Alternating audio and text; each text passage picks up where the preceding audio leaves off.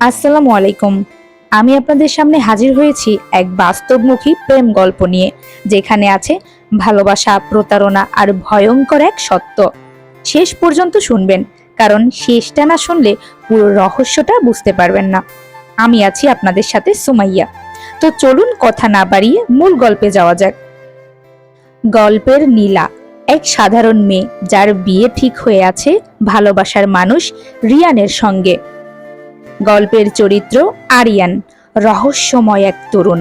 নীলার জীবনে হঠাৎ আগমন ঘটে। রিয়ান, নীলার বাগদত্ত, শান্তশিষ্ট, ভদ্র ছেলে, যে তার স্বামী হতে চলেছে। মা বাবা, সমাজ আর পরিবারের চাপে নীলাকে দমিয়ে রাখে। সন্ধ্যার অন্ধকার নেমে আসছে, নীলার চোখ ভিজে আছে কান্নায়। কিছুক্ষণ আগেও সে কল্পনাও করতে পারেনি যে জীবন এত দ্রুত পাল্টে যাবে। পরদিন সকালে নীলা লাইব্রেরি থেকে বের হচ্ছিল। হঠাৎ এক ছেলেকে ধাক্কা দেয়, বই মাটিতে পড়ে যায়। ছেলেটি মাথা তুলে তাকাতেই অদ্ভুত কিছু ঘটে। ছেলেটির নাম আরিয়ান। তার চোখে ছিল এক অদ্ভুত জেদ। কিছু কথোপকথন হলো তাদের মধ্যে। আরিয়ান বলল, তুমি খুব তাড়াহুড়ো করে চলছো, নাকি আমাকে ইচ্ছে করেই ধাক্কা দিলে? নীলা হেসে বলল, মাফ করবেন, আমি আসলে খেয়াল করিনি। আরিয়ান বলল, তুমি আমার নজরে থাকবে।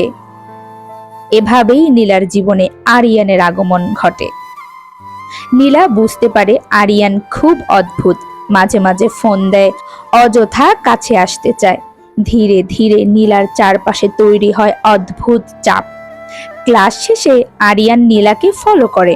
নীলার বান্ধবীরা মজা করে বলে, দেখি না ছেলেটা সত্যি সিরিয়াস কিনা তোর প্রতি। নীলা ভয় পায়, কিন্তু পরিবারকে কিছুই বলে না।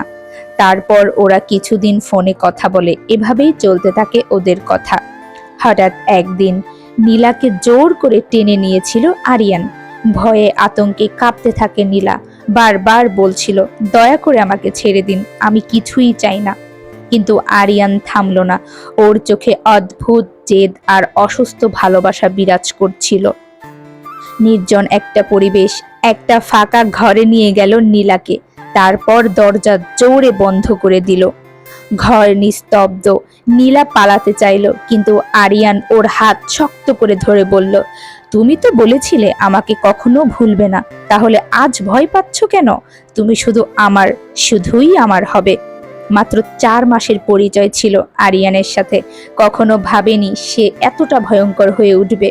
অথচ মাত্র 3 দিন পর নীলার বিয়ে অন্য একটা ছেলে রিয়ানের সঙ্গে, যে ছেলেকে সে মন থেকে ভালোবাসে, যার সাথে সংসার করার স্বপ্ন দেখেছে নীলা।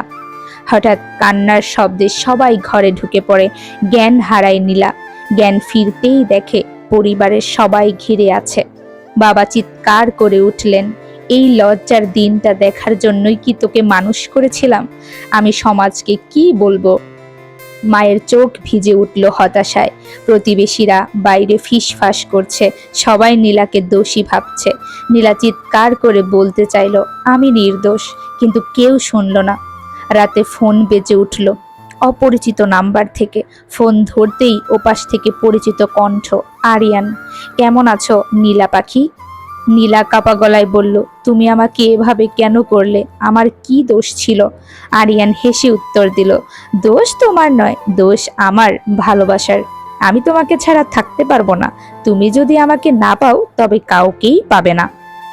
তারপর জানালো, তার কিছু গোপন ভিডিও আরিয়ানের কাছে আছে, ভয়ঙ্কর গোপন ভিডিও। যদি বাঁচতে চাও, কাল সকাল 10টায় আমার বাসায় এসো। না এলে তোমার বিয়ের দিনেই ভিডিও সবার সামনে দেখিয়ে দিব। ফোনটা কেটে গেল। নীলার চোখ দিয়ে জল গড়িয়ে পড়ছে। আকাশটা হঠাৎ আরো অন্ধকার মনে হলো। সামনে অপেক্ষা করছে এক অজানা যুদ্ধ। কিন্তু সত্যিই কি নীলা হেরে যাবে, নাকি অপ্রত্যাশিতভাবে রিয়ানের পাশে দাঁড়াবে? গল্পটা চলবে। বন্ধুরা, প্রেম যদি সত্যি হয়, তবে তা মানুষকে মুক্তি দেয়, ভয় পাইয়ে দেয় না। এই গল্প আমাদের শেখায়, অন্ধ ভালোবাসা কখনো সম্পর্ক নয়, বরং সেটা হয়ে ওঠে ভয়ানক শৃঙ্খল। আপনাদের কাছে অনুরোধ, যদি গল্পটি ভালো লেগে থাকে তবে অবশ্যই লাইক, কমেন্ট আর শেয়ার করতে ভুলবেন না। আর এই গল্পের দ্বিতীয় পর্ব পেতে হলে অবশ্যই আমাদের চ্যানেলের সাথেই থাকতে হবে। আর নতুন গল্প শুনতে আমাদের চ্যানেল সুমাইয়া ভাইবস 2.0 সাবস্ক্রাইব করতে ভুলবেন না। এই পর্যন্ত সবাই ভালো থাকবেন, সুস্থ থাকবেন। আল্লাহ হাফেজ।